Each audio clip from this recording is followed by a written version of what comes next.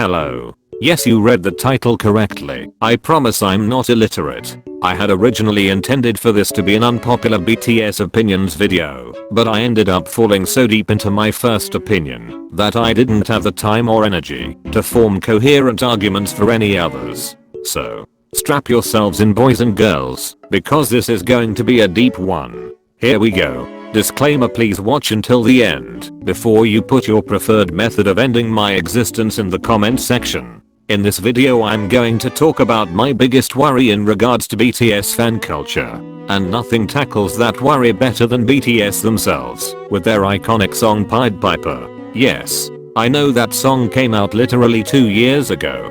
I know that the premise of my opinion is nothing new. A lot of people have commented already on how deep this song is and how groundbreaking it is that an idol group effectively called out their own industry on its toxicity and potential to ruin fans' lives. But I honestly feel that now that the Love Yourself series is over, we can now look back and have a fresh perspective on the overall impact of this song. Also, I feel that the message of Pied Piper is so important and becomes increasingly relevant the more famous BTS get, and thus the more fans they hold influence over. Okay, here we go. In my humble opinion, Pied Piper is not taken seriously enough. For me, Pied Piper, as well as a few other songs that I won't get into in this video otherwise it will literally end up being 3 hours long, has a better message of self-love than some of their more outrightly obvious Love Yourself songs like Epiphany and Answer, Love Myself, or even more so than their UN speech, when Namjoon repeatedly drilled down the importance of self-love.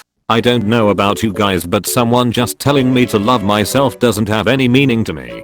How do I love myself? I think that is something you have to work out for yourself over time and through overcoming challenging obstacles that life presents you. I don't think it is something you can automatically do just because your fave told you to. Pied Piper provides an actual genuine starting point in teaching people what self-love is and what it isn't. As Namjoon says in his verse, "Now stop watching and study for your test. Self-love isn't staying up until some ungodly hour streaming MVs so your eyes are burning the next day. Self-love isn't spending thousands of dollars on merchandise and new content so you can be up to date and understand every subtle nuance in the constantly evolving fandom." Similarly, in Jungkook's line, "I'm here to save you, I'm here to ruin you." I think this is a paradox that a lot of ARMYs and K-pop fans in general struggle with. BTS help us through tough times by being an outlet for us. Through their music and reality shows we temporarily escape our own problems and have a sense of belonging in the familiarity and comfort their music gives us. However, there's such a fine line between healthy human comfort and dangerous escapism, and I honestly think a lot of ARMYs tread that line regularly. Ultimately, you can't love yourself and obsessively love BTS to the extent that they take up the majority of your days. The two are mutually incompatible. Self-love isn't obsessively loving BTS. If BTS are everything to you, then they have failed you as role models. A role model should be someone who inspires you to better yourself, to cultivate your own talents. Pre-conclusion. BTS ultimately have to market themselves in a way that is desirable for their fans. They are idols. That is their job. They aren't multi-millionaires purely because of the fact they create amazing music. They are multi-millionaires because they are constantly releasing new content, new products, and BTS is the product which we the fans consume, profit off our obsessive behavior. In fact, if it wasn't for the sheer number of extremely obsessive fans BTS have, they would not be the #1 group in the world. BTS know this. Therefore, the very fact that Pied Piper exists, the very fact that BTS released a song which not only satirizes the industry they work for but also themselves as idols, gives me so much hope for a future in which a healthier fan-idol relationship exists. Conclusion. I did not make this video to attack or make BTS fans feel bad about themselves. I really like BTS. In fact, after having seen them in Wembley in June, I'd even go so far as to say I love them. Standing less than 20 meters away from them honestly made me feel euphoric. I can't even put into words the emotions I went through during that concert. And honestly, it scared me for a while. I actually experienced such bad post-concert depression for a solid month that on some days I honestly felt like I had nothing left to live for.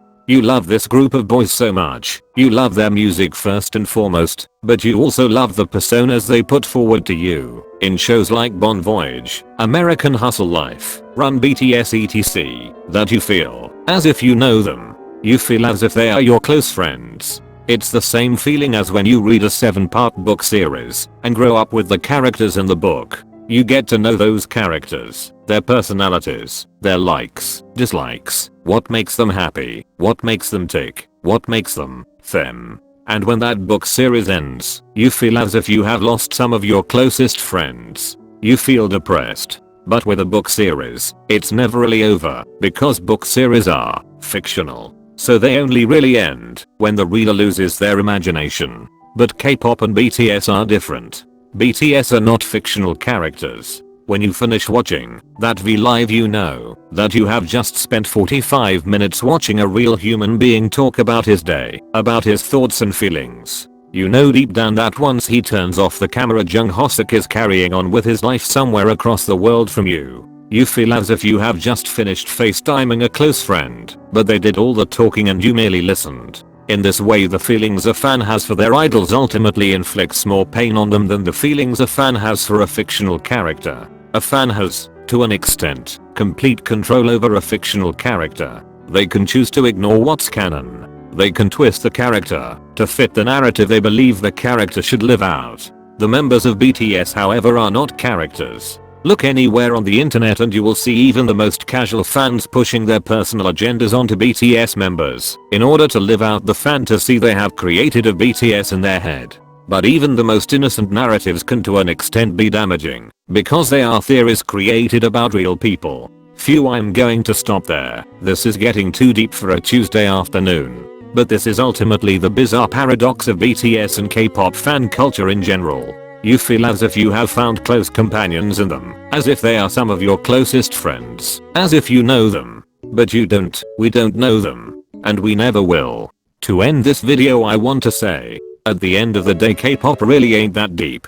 However, to a lot of us, BTS and K-pop is a big part of our lives. They have shaped us. Parts of our lives have been changed because of BTS. I will never forget the day I heard my first BTS song. I was on the bus on the way home from school in 2014 and my friend played me Just One Day. On days that I feel overwhelmed by this fandom and the obsessive nature of BTS stan culture, I think back to that day when BTS was just to me a music group with cute boys. Nothing more. TBH, perhaps it's not that deep anyways. Perhaps this video is unnecessary. Perhaps BTS fan culture does not need to be examined this deeply. But to quote my man Socrates, the unexamined life is not worth living. As a consumer of BTS culture, I enjoy thinking about how they have affected and impacted my life. On some days I like thinking about all the positive and sometimes negative things they've done for me. And on some days I like to just listen to their songs and that's it. Nothing more. Nothing less. The end.